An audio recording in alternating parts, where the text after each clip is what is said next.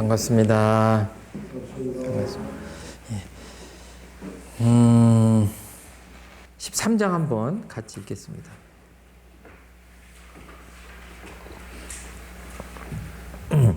대종사 말씀하시기를 여의 보주가 따로 없나니 마음의 욕심을 떼고 하고 싶은 것과 하기 싫은 것에 자유자재하고 보면 그것이 곧 여의 보주니라.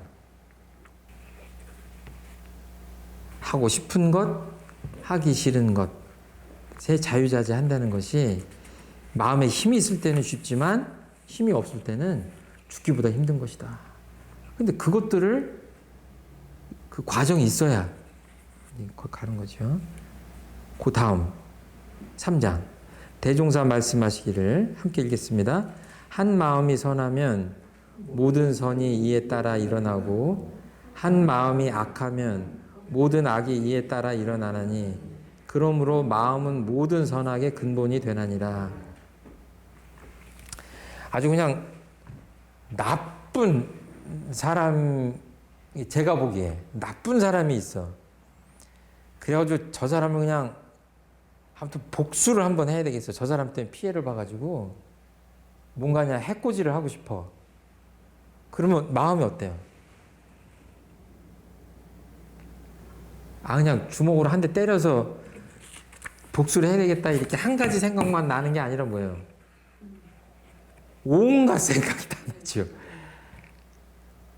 그냥 한 번 마음이 악한 마음이 나기 시작하면 얘가 막 옆에 친구들을 막 데리고 와가지고 마음이 확 어두워지면서 악의 구름으로 막 가득 차는 거예요. 이 마음의 메커니즘이라는 것이. 근데 또 반대로 뭐 사랑하는 사람이나 또는 뭐 부모님이나 내가 아끼는 사람을 위해서 정말 내가 저 사람을 위해서 정말 뭔가 헌신하고 좋은 일을 해주고 싶다 하는 그런 좋은 선한 아름다운 마음이 났어요. 그때 마음을 한번 보세요. 그때는 또 이 세상을 보는 것도 선하게 보이고 아름답게 보이고 그것만이 아니라 이것도 해야 되겠다 저것도 해야 되겠다고 하면서 또 그 좋은 마음들이 그렇게 하나만 오는 게 아니라 그냥 이렇게 손잡고 막 여러 가지가 한꺼번에 오죠. 마음이라는 게 그런 거예요. 그래서 한 마음이 중요한 거예요. 한 마음이. 그러니까 어떤 사람이 무슨 범죄 같은 거 저지르는 거 보면 어때요? 하나의 범죄를 저지르는 게 아니죠. 그 범죄를 저지르기 전후를 보면 또 다른 범죄도 많이 저지릅니다. 그리고 어떤 착한 사람들 보면 딱 착한 일 하나만 하질 않아요. 왜 그러냐? 이래서 그래요. 마음이라는 게 그 한 마음이 선하면 계속해서 선한 마음이 나기 때문에 그런 것 아니냐. 이거 뭐 저번에 성리품 하면서도 말씀드렸는데 대종사님은 우리들의 마음을 어떻게 무선 이런 거 그냥 반복적으로 계속 공부하셔도 되는 것이 마음 공부라는 게 아르마리에 그치는 게 아니라 실천까지 해야 되기 때문에 그 간단한 것도 자꾸 반복하실 필요가 있어요. 능선, 능악이다.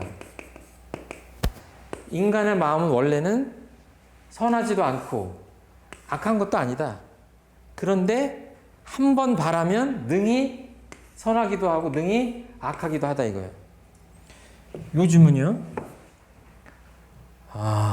테러를 하고 이런 사람들이 옛날에는 거창한 무기를 사용해가지고 돈을 막 모아가지고 어렵게 무기를 사가지고 그걸 가지고 막 테러를 하고 그랬잖아요. 이게 좀 끔찍한 얘기인데 요즘 어떻게 해요?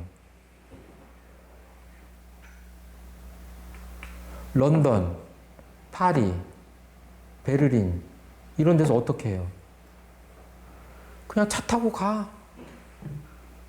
사람 많은 데를 그냥 차 타고 가는 거 옆에. 그러다 어떻게 하면 돼요? 핸들만 틀면 테러예요. 사고가 아니죠. 사고를 일으키는 사람 어때요? 깜빡해서 핸들을 잘못 틀면 황급히 브레이크를 잡잖아요. 사람이 다쳐봤자 한 명, 두 명이에요. 근데 이 사람들은 어때요? 핸들을 틀어가지고 참 끔찍한 얘기지만 계속 하는 거예요.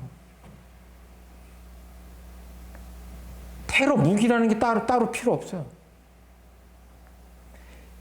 문명이 발달해가지고요, 이제는 정말 핵무기도 테러 집단한테 손에 넘어가기가 너무 쉽고 인터넷에 온갖 폭약을 제조할 수 있는 것들이 다 나와 있고 노하우가 그런 세상입니다. 그러니까 옛날에는 테러범 그러면 뭔가 우리하고 달라 보이는 것 같기도 하고 그렇게 생각했잖아요. 그래요? 테러범이 어떻게 좀 달라요? 막 수염 기르고 막 선글라스 끼고 막 이래야 됩니까? 아니에요. 그냥 일반 시민이에요. 급기야 내 아들이 테러를 저질렀는데 부모가 뭐라고 그래요?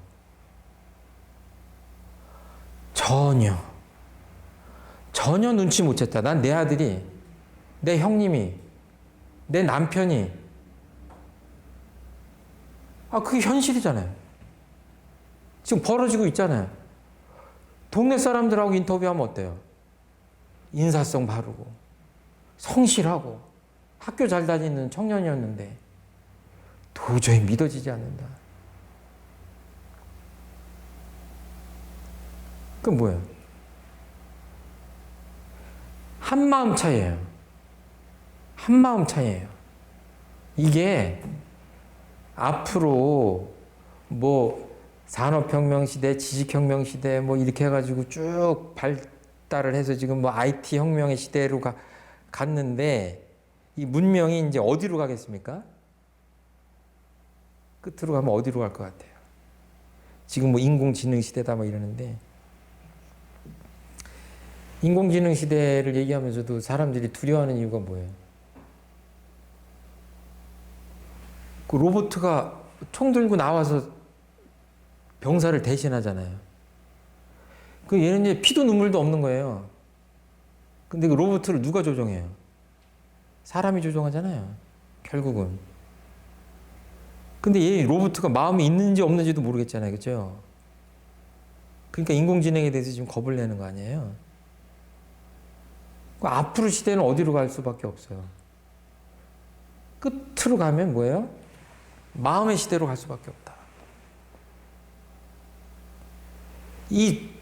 그러니까 부처님께서 뭐라고 하셨냐면 젖소 있죠, 젖소. 젖소가 맑은 물을 마시면 뭐가 돼요?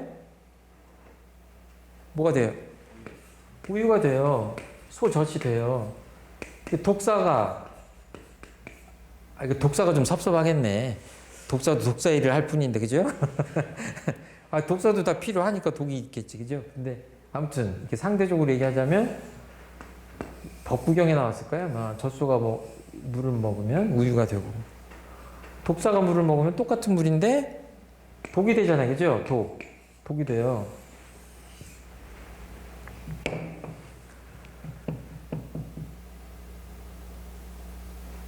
자동차가 무기입니까?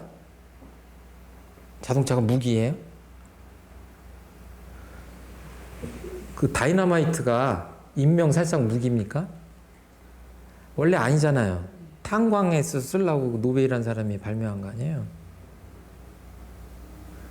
모든 문명이라고 하는 거는 그렇게 중립적인 거죠. 처음에 태어날 때는 좋게 태어나요. 근데 그거를 내가 젖소냐, 내가 독사냐에 따라 독도 되고 우유가 되는 것처럼 이제 모든 것들이 뭐예요? 마음에 달린 거예요. 개인도 행복하고 불행하고 이제 팔자 따지고 운명 따지고 하는 시대가 아니라 뭐예요? 그 사람이 어떤 마음을 가지고 어떻게 마음을 쓰느냐에 달렸다 이거예요. 그러니까 소태산 대종사님이 이 시대에 나오신 이유가 그거예요. 인간의 마음 씀씀이를 좋은 쪽으로 잘 쓰도록 하지 못하면 이제 이 문명이라고 하는 것이 우리의 행복을 보장하는 게 아니다. 이 물질 문명이. 그렇게 보시는 거죠. 얼마나 쉬워요. 쉽잖아요. 초등학생도 알아들을 만한 내용이에요. 근데 뭐가 안 돼요? 실천이 안 되는 거죠. 애들도 알아. 애들도 옆에 있는 친구를 때리고 이렇게 괴롭히면서 그게 선행이라고 생각하고 하지 않아요. 초등학생도. 알아, 본인도. 또 어른들도 똑같죠. 그러니까 그 마음 공부라고 하는 것은 여러 차원의 마음 공부가 있지만 쉽게 얘기하면 내 마음 안에 좋은 마음과 나쁜 마음, 선한 마음과 악한 마음들이 갈등을 일으키는. 그래서 법의 단계로 보면은 이제 그거를 법마 상정급에서 한다고 하는데 제가 보기에는 성전이라고 하는 표현 있죠? 성전. 성스러운 전쟁이다.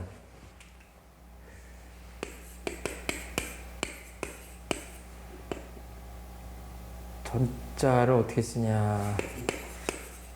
이렇게 쓰든가? 예. 성스러운 전쟁이다. 이래가지고 이제 잘못하면 이게 A라는 종교가 막 B라는 종교를 맞서서 막 이렇게 막 십자군 전쟁하고 막 그쪽은 또 기독교를 또 막 공격하고 하는 게 성전이라고 볼 수 있어요. 역사 속에서는 이런 데다가 성전이라는 표현을 썼잖아요.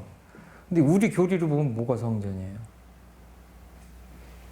이렇게 하면 이제 사탄이 밖에 있는 거야. 악마가 밖에 있는 거겠죠?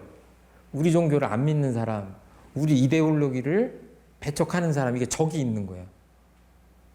우리 마음 공부의 그 싸움이라고 하는 것은 어디서 내 마음 안에서 내 양심의 싸움이에요. 정심과 사심, 바른 마음과 그른 마음 또는 선한 마음과 이거 악한 마음의 그 갈등이에요. 그 마음의 근데 그 원리를 근본적으로 알면 선하다고 할 것도 없고 악하다고 할 것도 없지만 그 원리를 알아서 잘 다스려서 내가 내 마음 안에서 그 전쟁을 성스러운 진정한 의미의 성전을 잘 한 다음에 마음을 쓸 때는 어떻게 해요? 좋은 쪽으로만 쓰자고 하는 거죠.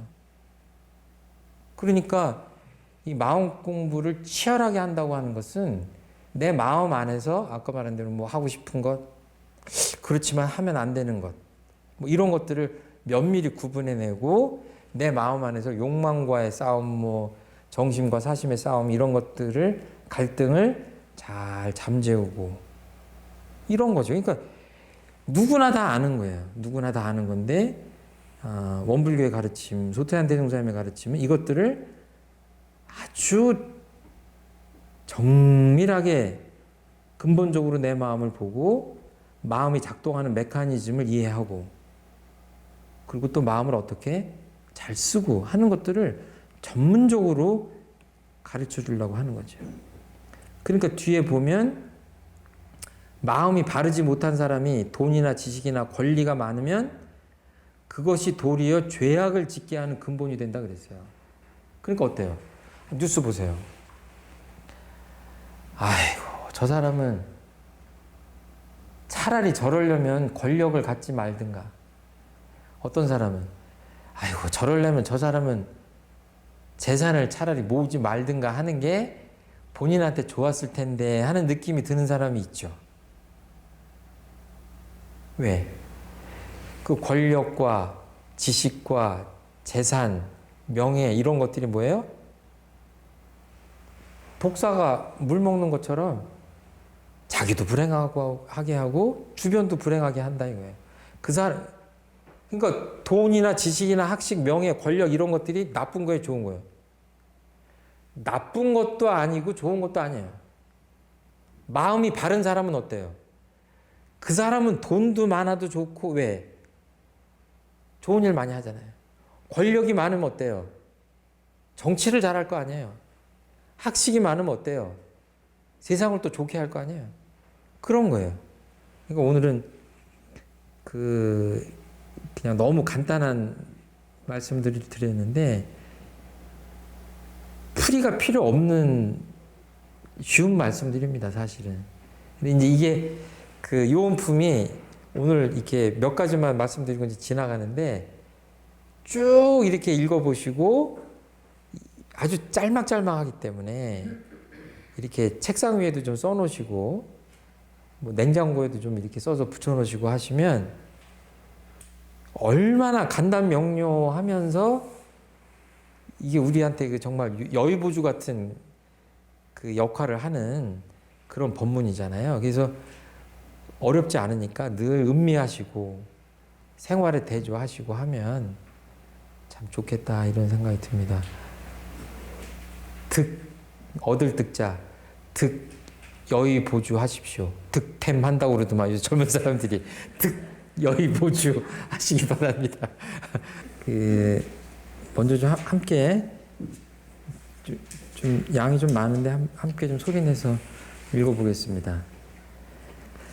한때 대종사 법성에서 배를 타시고 부안 복례 정사로 오시는 중 뜻밖의 폭풍이 일어나 배가 크게 요동하매 뱃사람과 승객들이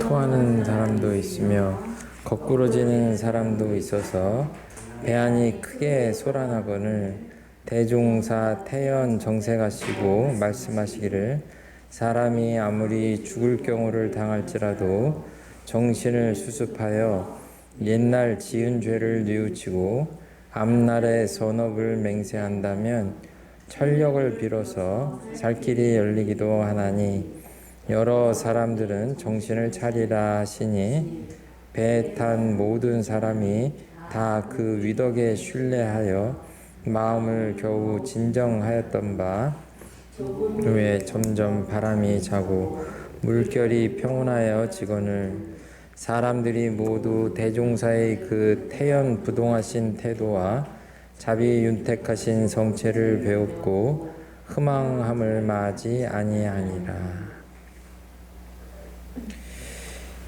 실시품은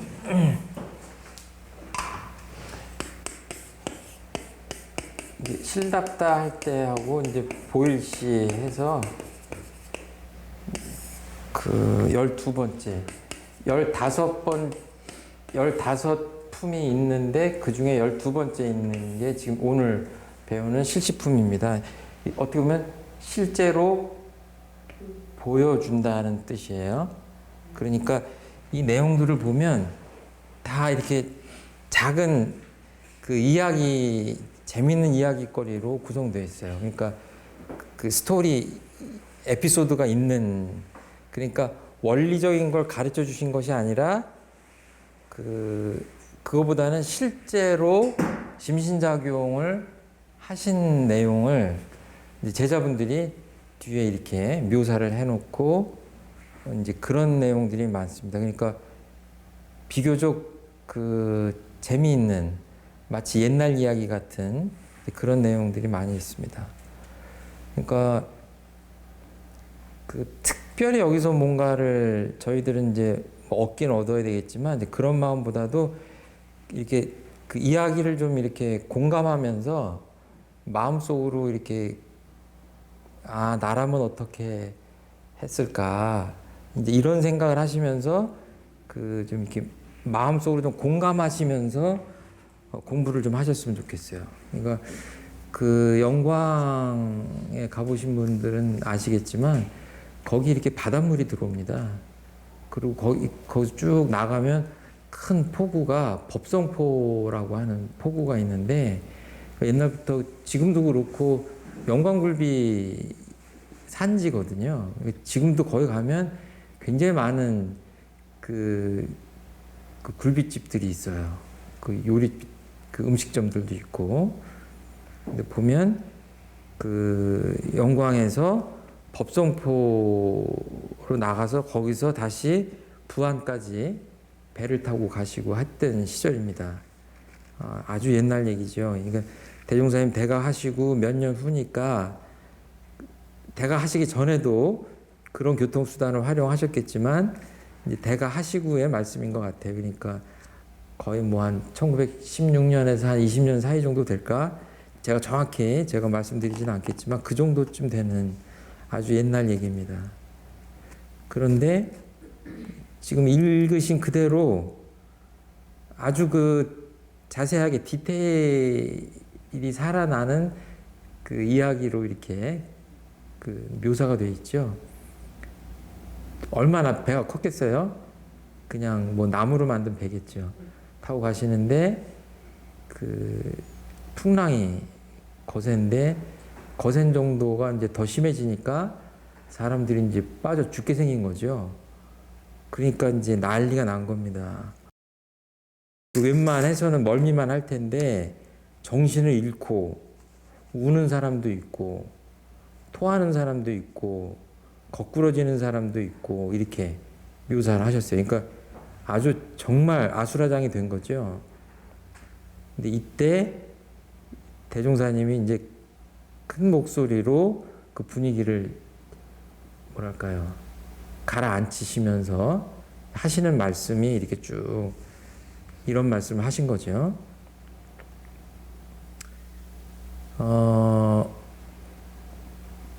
저는 그 어딘가요? 제가 울릉도를 한번 가보고 다시 나는 울릉도는 못 살겠다. 배를 탔는데 그 파도가 쳐가지고 멀미를 하는데요. 정말 내릴 수가 없잖아요. 내리면 바다라. 그 울릉도에 도착하기까지가 얼마나 괴로웠는지 내가 다시는 근데 언젠가도 한번 뭐 흑산동 어디 가는데도 배를 잠깐 탔는데도 멀미가 나니까 정말 괴롭더라고요. 그런데 저는 사실은 이런 경우를 당해보지 못했습니다. 내가 죽느냐 사느냐 경계까지는 당해보질 않았는데 이런 일들을 당하면 과연 나는 어떻게 할 것인가 그런 생각을 하면 정말 정신이 없을 것 같아요. 대종사님께서는 여기 보니까 맨 처음에 어떻게 하셨어요? 책에 그대로 나와 있습니다. 교전에. 처음에 하신 일이 뭐죠?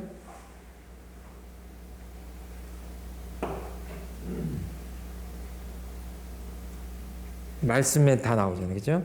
사람이 아무리 죽을 경우를 당할지라도 첫 번째 정신을 수습한다.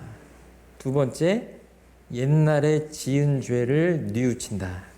세 번째 앞날의 선업을 맹세한다. 이런 구조로 되어 있어요.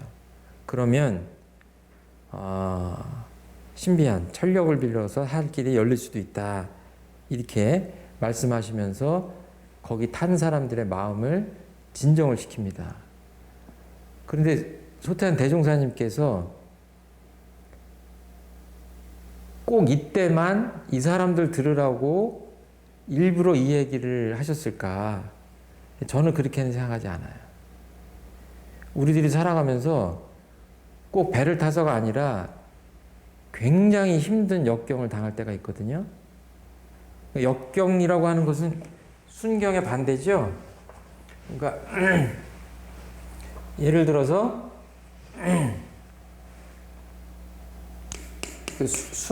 순하다. 순경입니다. 파출소 순경이 아니라 순한 경계예요. 예, 상황이 순하다, 순하다. 그러면 이렇게 강물이 이렇게 흘러가는데 강물이 여기서 이렇게 흘러가요. 아래로 이렇게.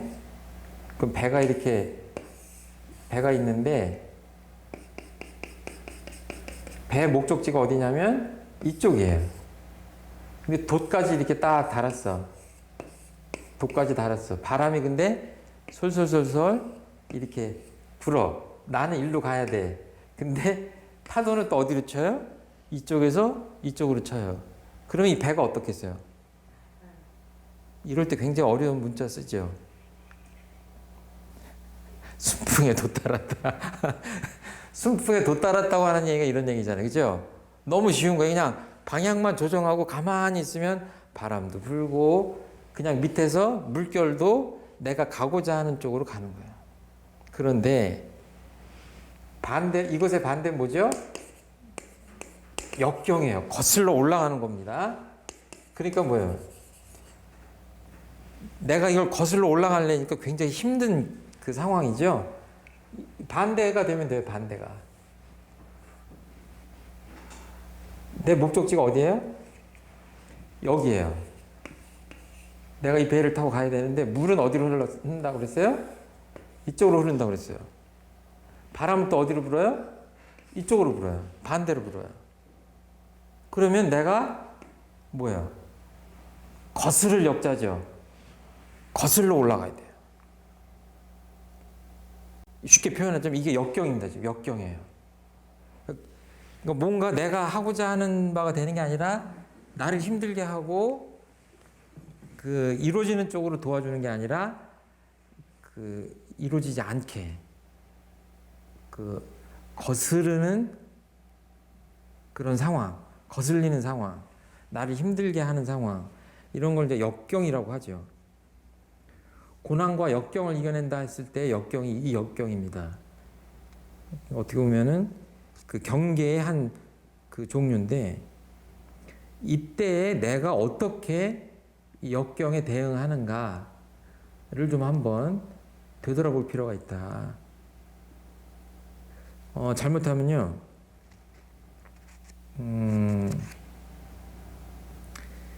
정말 그 안 좋은 역경 같은 것들을 만나면 받아들이기보다는 거부하고 또 어때요? 분노하고 화내고 누군가를 원망하고 아니 왜 저 사람들은 괜찮은데 왜 나한테만 이런 상황이 올까라고 원망합니다.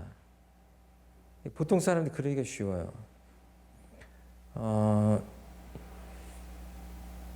그리고 잘못하면 그 상황 관리를 잘못해가지고 죄를 더 지을 수도 있어요.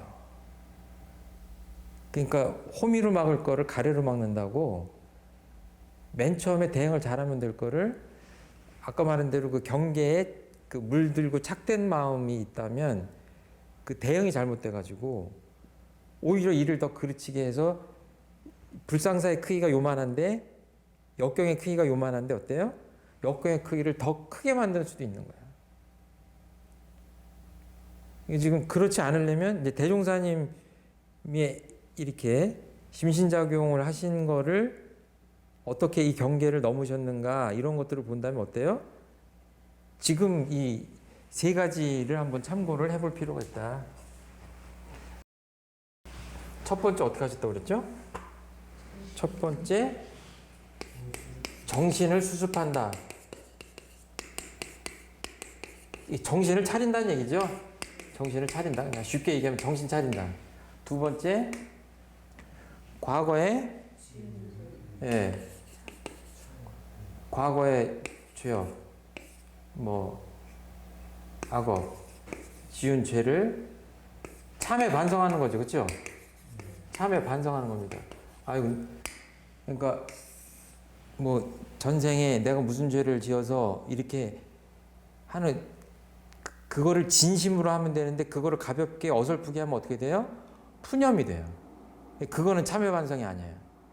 그거는 일종의 그 원망과 푸념이지. 아이고 내가 전생에 무슨 죄를 지어서 며느리가 나한테 이렇게 불효를 할까 이러면은 진정한 참회 반성이라기보다는 옆집 며느리는 안 그런데 재수 없어서 내 며느리만 이렇게 불효를 하는 거 아닌가 이렇게 푸념이 돼요. 그런 게 아닙니다. 진심으로 내가 알지 못하는 큰 경계를 닥쳤을 때 내가 알지 못하는 과거까지를 거슬러서 나의 잘못을 돌아보고 그것에 대해서 진정으로 참회하는 그런 거를 말씀드리는 거고, 세 번째는 선업을 맹세한다고 그랬죠? 선업을 맹세한다. 선업을 맹세한다. 그러니까 뭐예요? 새로운 다짐을 하는 거죠. 정신을 차리고 과거의 죄업을 참회하고 미래에 앞으로는 이렇게 하겠다라고 선업을 맹세하는 겁니다. 이런 구조로 되어 있어요. 근데 이게 자세히 보면 무엇이랑 이게 맞아 떨어지냐면 그 원불교의 마음 공부는 세 가지로 되어 있습니다. 첫째, 정신 수양. 마음을 온전히 챙기는 겁니다. 그 다음에 사리 연구예요. 아, 이거 왜 그러지? 이렇게 일과 이치 간의 원인을 따지고 이렇게 하는 거잖아요. 사리 연구. 세 번째는 작업 취사예요. 정의는 용맹히 취하고 불의는 과감하게 버리고 그 취하고 버리는 겁니다. 실행하는 겁니다. 가만히 보면 이 구조가 이런 구조로 되어 있어요. 정신을 차린다. 정신 수양이잖아요. 그렇죠? 그리고 지금 이 역경이 어디로부터 왔는가를 깊이 돌아보는 거죠. 그러면 이게 사리 연구하고 또 맞아 떨어져요. 정신 수양하고 맞아 떨어져. 그러니까 일단 상황이 어떻든지 간에 마음의 안정을 취하고 그 뭐랄까요? 부동심을 만드는 거죠.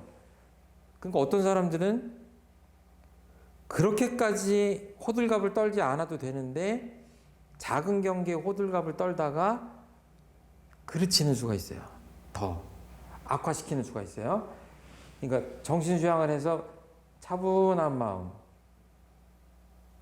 움직이지 않는 부동심, 온전한 마음을 챙기고 이거는 알 수 없지만 과거의 죄업까지도 돌아보는 어떤 연구력을 발휘하고 참회를 하고 작업 취사는 뭐예요? 어떤 식으로든지 옳은 행동을 해야 되겠다 하는 건데 지금 이거랑 지금 제가 보기엔 맞닿아 있다. 이 세 공부가 이거랑 다르게 풀이할 수도 있지만 이거랑 맞닿아 있다. 이거를 늘 작은 경계나 큰 경계나 늘 어떻게 돼야 되냐고 한다면 상시응용 주의사항에 보면 온전한 생각으로 취사하자 이렇게 돼 있죠. 취사하기를 주의한다라고 하셨는데 이게 이제 정신수양, 사리연구, 작업취사입니다. 이게 3학이라고 하죠. 원불교의 세 가지 마음 공부다. 3학이라고 합니다. 이런 구조로 볼 수 있다. 그러니까 어떤 상황이든지 간에 아무리 큰 경계를 당해도 차분히 마음을 가라앉히고 온전한 마음을 회복하고 쉬운 말로 하면 정신 차리고 그리고 이 경계가 왜 왔는가 하고 깊이 따지고 또 이 경계를 극복하려면 어떻게 해야 되지 하고 깊이 생각하는 겁니다. 그게 사리연구예요. 그 다음에 뭐예요? 거기서 어떤 지혜로운 답이 찾아졌다면 용맹 있게 과감하게 그 길로 실행하는 겁니다. 깊이 생각해서 그러니까 온전한 마음으로 깊이 지혜롭게 생각해서 답이 나왔다면 그 답대로 실행하는 구조예요. 그러니까 이 짧은 시간이지만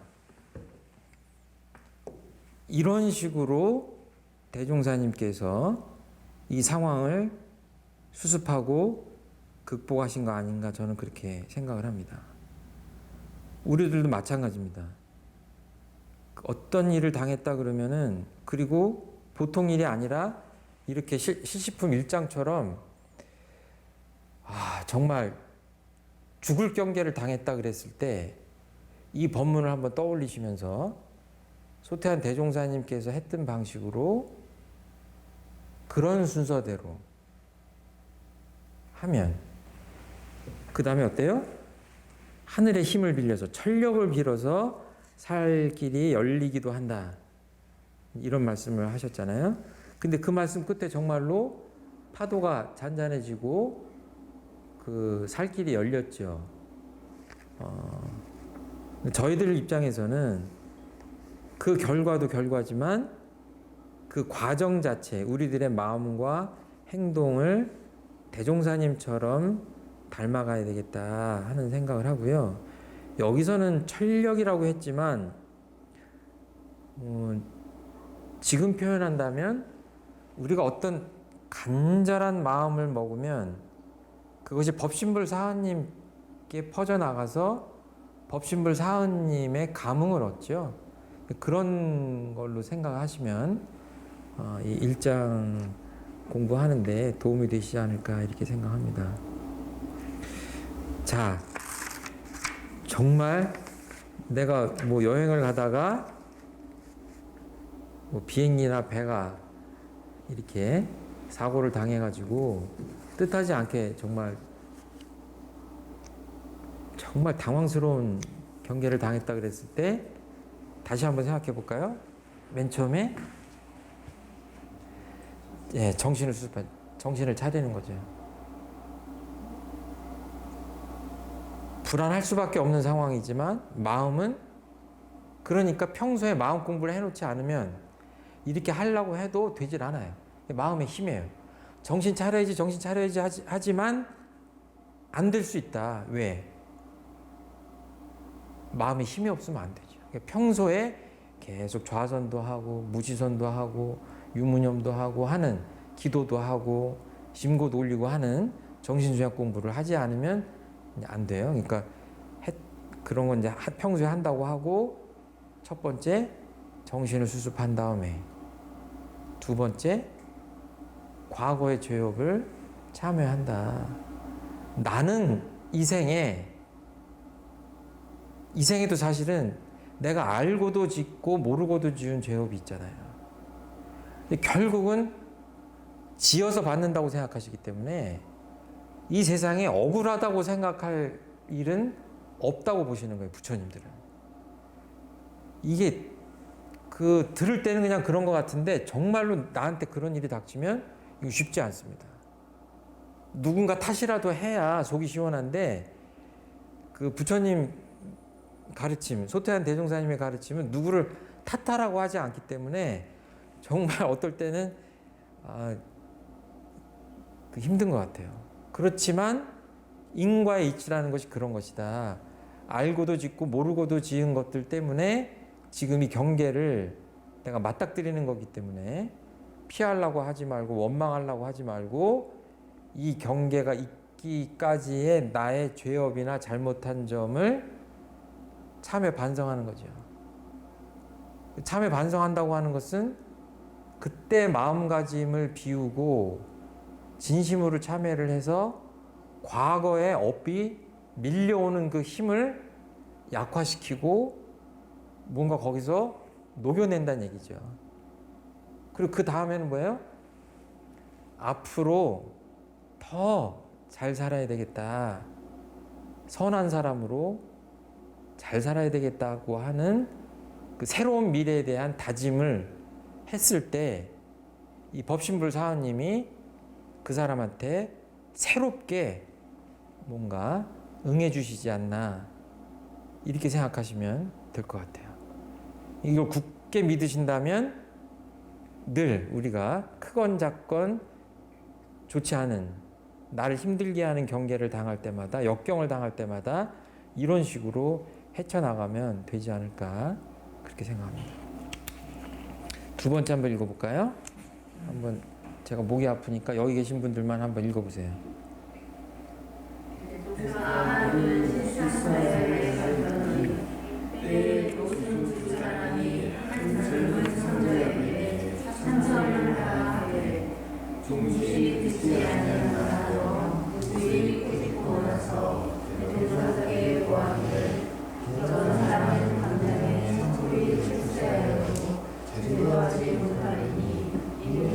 세상에 버린 물건이라 대종사 없으시며 말씀하시되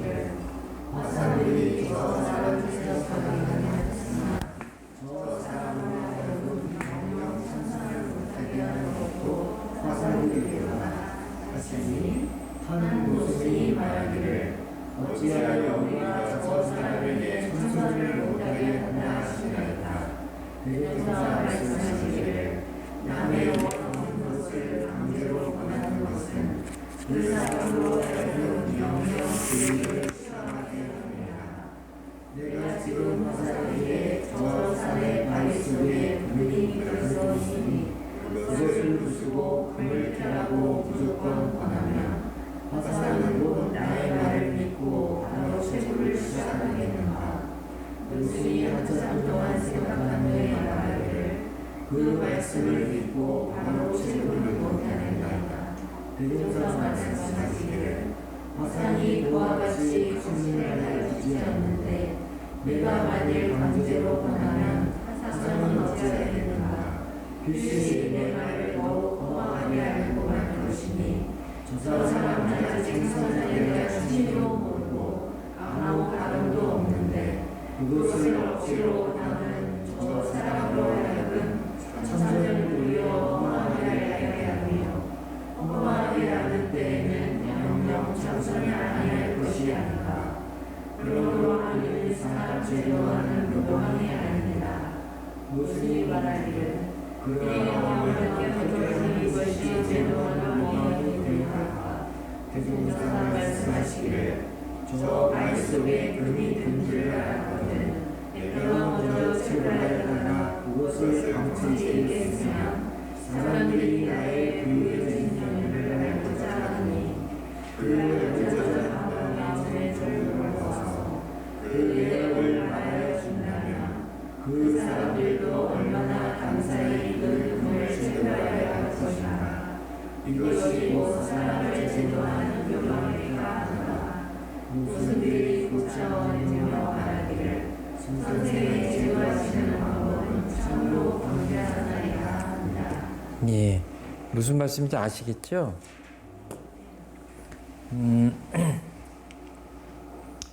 여기 이제 그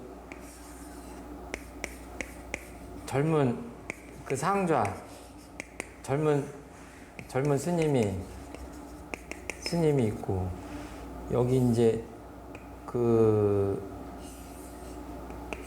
이렇게 노스님 두 분이 계시고 이 사람이 스님인데 마땅히 해야 되는 좌선을 안 하는 거예요.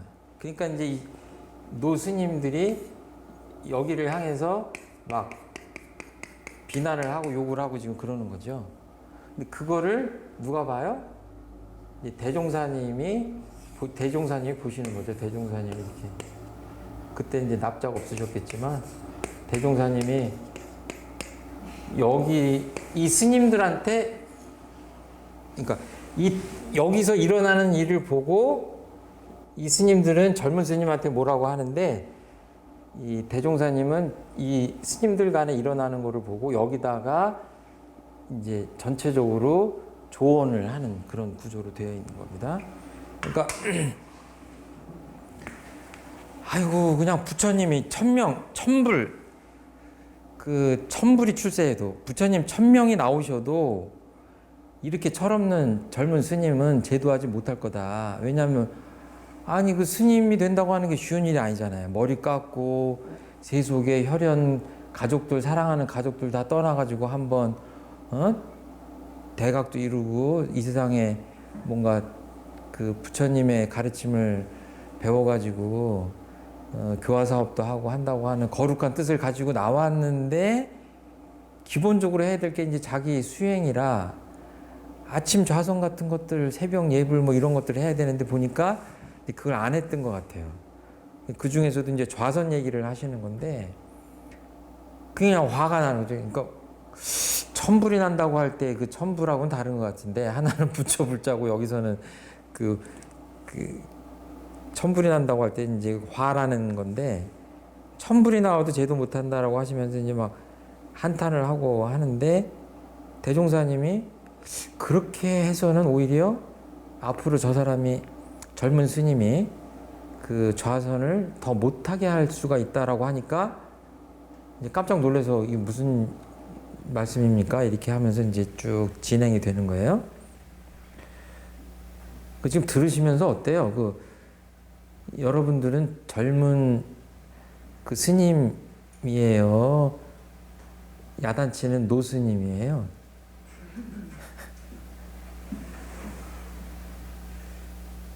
제가 저를 보니까 젊었을 땐 젊은 스님이었던 것 같고 이렇게 나이 먹으니까 노스님인 것 같아요.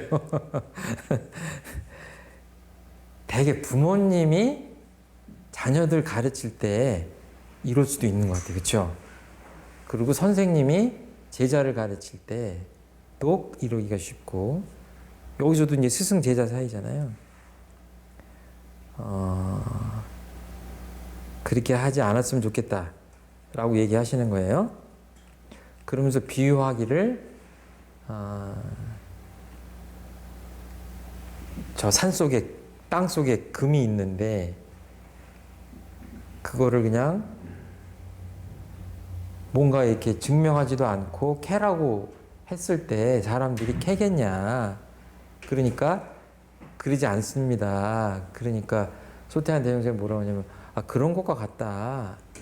정말로 그 땅속에 금이 있다면 내가 먼저 그 금을 캐서 잘 쓰면 사람들이 캐라고 하지 않아도 잘 캐서 쓸 거 아니냐, 이렇게 말씀하시는 거죠. 아주 쉬운 건데요. 첫 번째, 남의 원 없는 것을 강제로 권하지 마라. 그 부모님들도 어때요? 자녀들이 싫다고 하지만 자녀들을 사랑하기 때문에 자녀들이 원하지 않지만 어때요? 강하게 권하죠. 그 강권한다고 그러죠. 그렇죠? 강하게 권한다. 권유한다. 그러면 첫 번째부터 이 일이 꼬인다. 이렇게 보신 거예요. 그러면서 근본적으로는 어떻게 해야 된다? 내가 먼저 광채 있게 써야 된다. 금을 먼저 내가 캐고, 그러니까 여기서는 비유가 두 가지죠. 좌선을 안 해서 지금 시작을 했는데, 비유하시기는 금을 채굴하는 걸로 비유를 하셨죠. 그러니까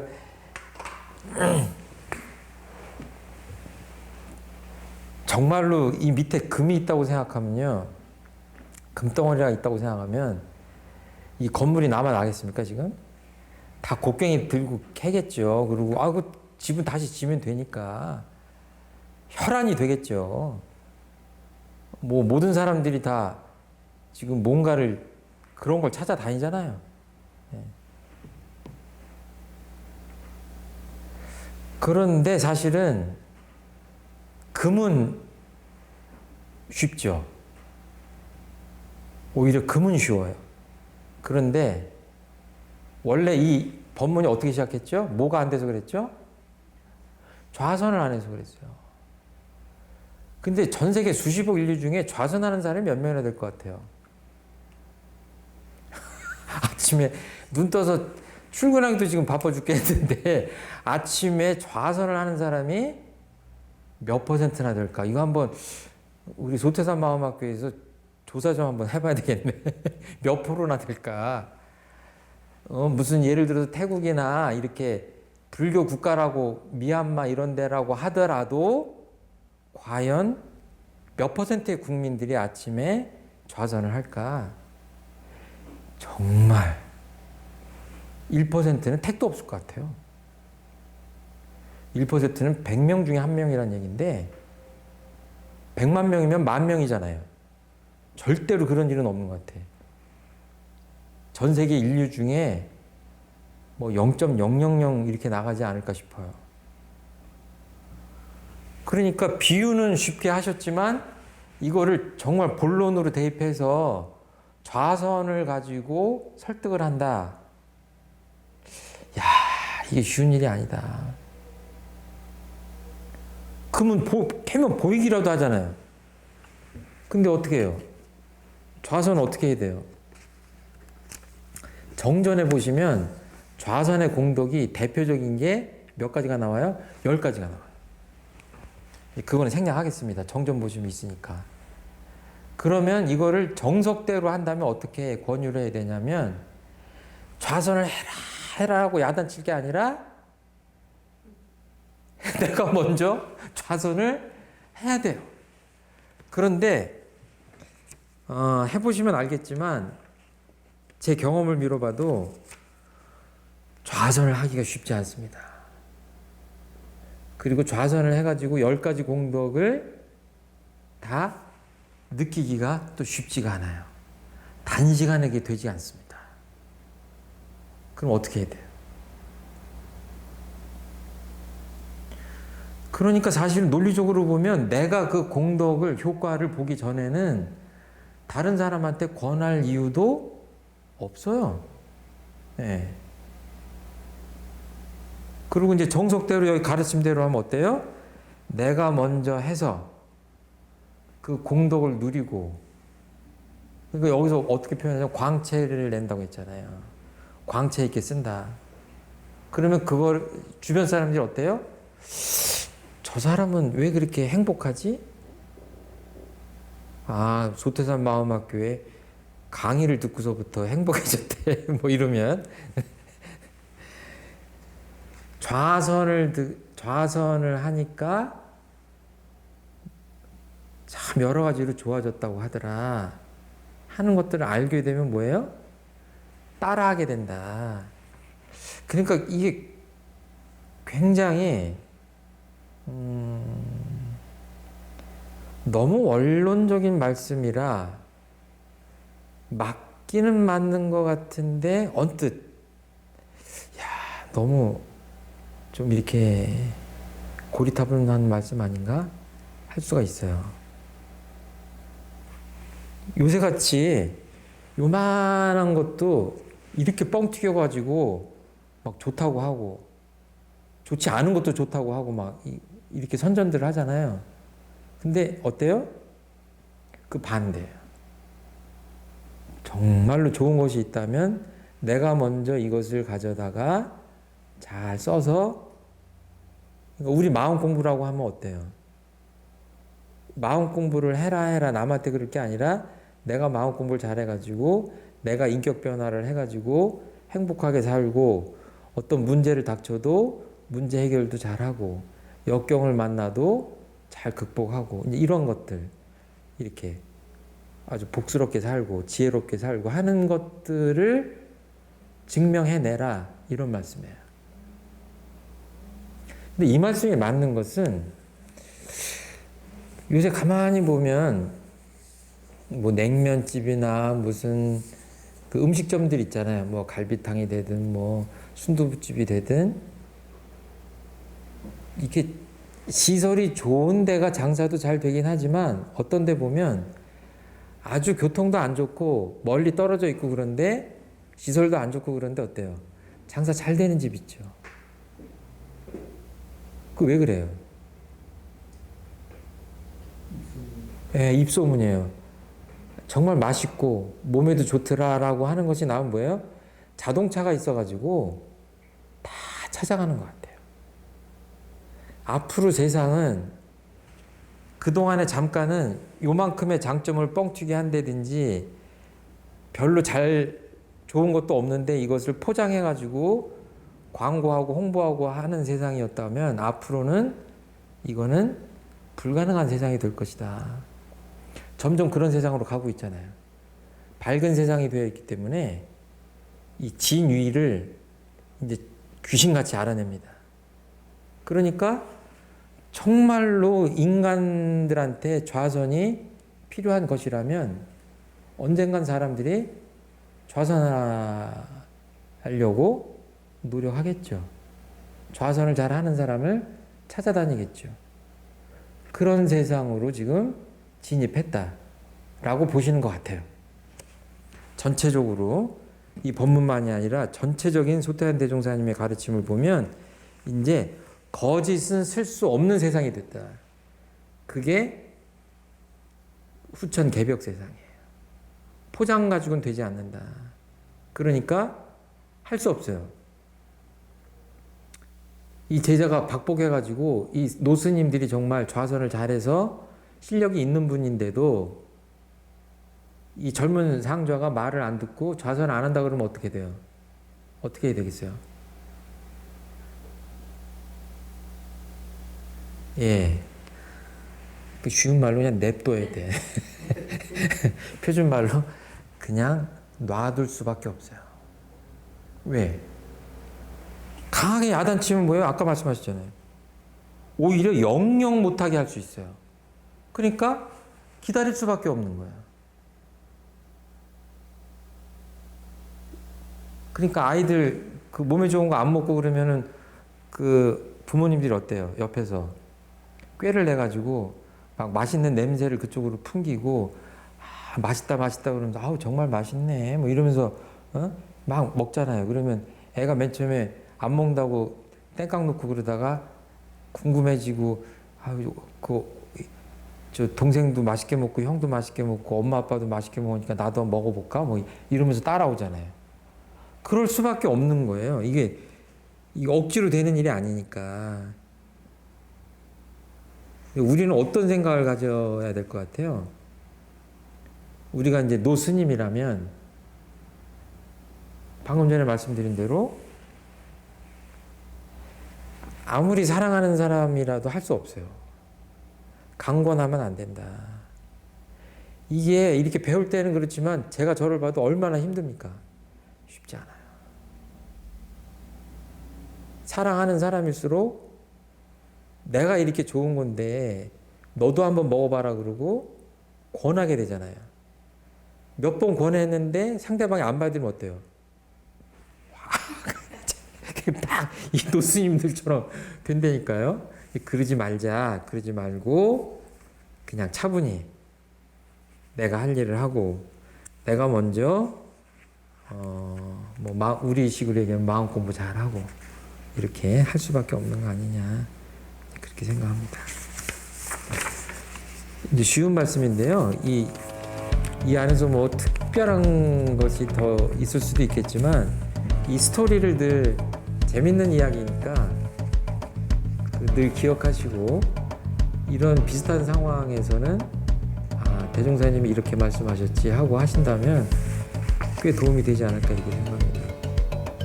오늘 함께 해주셔서 감사합니다. 감사합니다.